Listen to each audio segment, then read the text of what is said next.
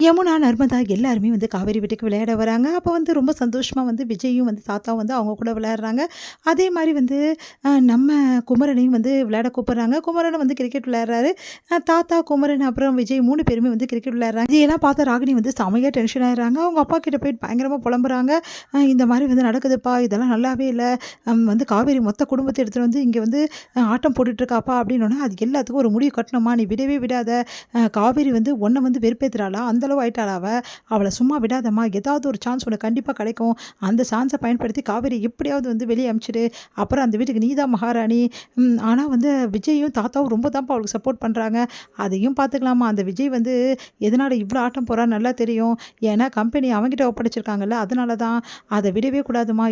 இல்லப்பா நான் கேட்டேன். வரேன் அஜய் உங்க கூட ஆஃபீஸ்க்கு அப்படின்னு சொன்னேன். அதுக்கு அஜய்க்கே வேலை இல்லன்னு சொல்றாருப்பா அவரு. அவன் யாரும்மா சொல்றது அஜய்க்கு வேலை இல்லன்னு சொல்லிட்டு.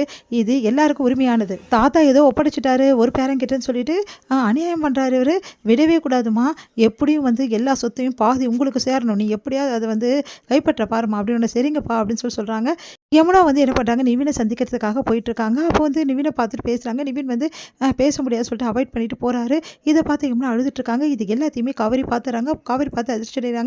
உடனே யமுனாவ வந்து வீட்டுக்கு கூட்டின்னு வராங்க. வீட்டுக்கு கூட்டின்னு வந்து கேட்குறாங்க, "என்னதான் நடந்துச்சு? எதுக்காக நீ இப்படிலாம் பண்ற? எதுக்காக அவர தேடி அவ்வளோ தூரம் நீ போன? சும்மாவே நீ போயிருக்க சான்ஸே கிடையாது." அப்படின்னோனே, அப்படியே வந்து அழுவுறாங்க யமுனா. "என்ன மன்னிச்சிடுக்கா" அப்படின்னு சொல்லிட்டு நடந்த விஷயத்த எல்லாத்தையுமே சொல்றாங்க.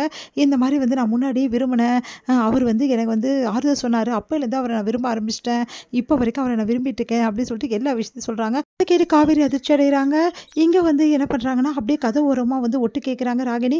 இத வந்து காவேரி பார்த்துடுறாங்க. பார்த்துட்டு செமையா டென்ஷன் ஆயிறாங்க. உடனே கதவ திறக்குறாங்க. ராகினி விழ பார்க்குறாங்க. உடனே வந்து ச்சே நீ உனக்குலாம் அறிவுன்றதே கிடையாதா? கேவலமால இப்படிலாம் பண்றதுக்கு. நாங்க 2 பேரும் பேசுறது ஒட்டு கேட்குறியா? நான் ஒண்ணும் ஒட்டு கேட்கல அப்படின்றாங்க. நீ ஒட்டு கேட்டது நான் தான் பார்த்தேனே. ச்சீ கேவலமா இருக்கு. நீ வாடி அப்படின்னு சொல்லிட்டு யமுனா கூட்டிட்டு போறாங்க. பார்த்துட்டு செமையா டென்ஷன் ஆயிடுறாங்க ராகினி. அடுத்து வந்து காவேரி வந்து நிவின மீட் பண்றாங்க. அப்ப நிவின் கிட்ட நடந்த விஷயத்த பத்தி கேட்குறாங்க. எதுக்காக வந்து உங்கள பார்க்க வரான்னு தெரியுமா? அவ உங்கள விரும்புறா. எனக்கும் தெரியும் அப்படின்னோன அதிர்ச்சி அடைறா. உங்களுக்கு தெரியுமா? ஆமா. என்கிட்ட சொன்னா. ஆனா நான் சொன்னேன் நீ நல்லா படிக்கணும் அப்படின்னு சொன்னேன்.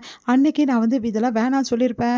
ஆனா வந்து அவ வந்து படிப்புல எங்க வந்து கவனம் இல்லாம போயிடுவாளோன்னு தான் சொல்லல காவேரி அப்படின்னோன, சரிங்க இப்ப அவ உங்கள விரும்புறாளே நான் என்ன பண்றது? அப்படின்னோன, இல்ல காவேரி நான் எவ்வளோ சொல்லி பார்த்தேன். அது யமுனா கேட்கவே மாட்டேங்கிறா. சும்மா சும்மா தேடி வரா. எனக்கு ஃபோன் பண்றா. எனக்கே ஒண்ணும் புரியல அப்படின்னோன, சரி விடுங்க. இத நான் பார்த்துக்கிறேன். ஆனா அவகிட்ட நீங்க பேசுங்க.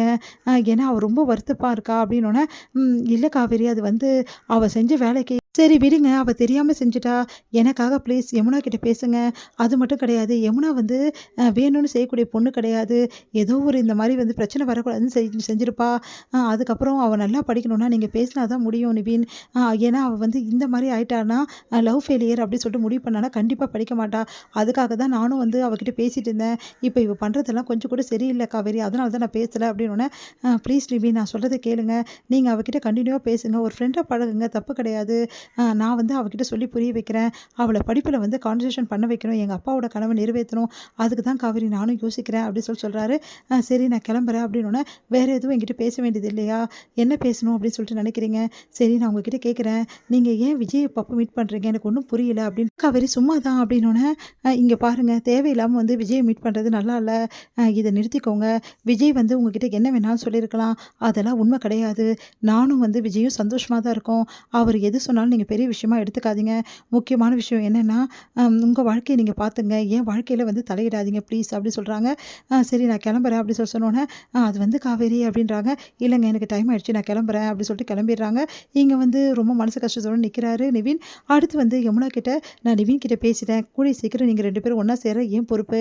ஆனா நீ படிப்புல கவனம் செலுத்தணும். அப்பா வந்து நெனச்ச மாரி கலெக்டர் ஆவணும் அப்படின்னு யமுனா கிட்ட சொல்றாங்க. யமுனாவும் சரின்னு சொல்லிட்டு கட்டிக்கிறாங்க. நம்ம காவேரி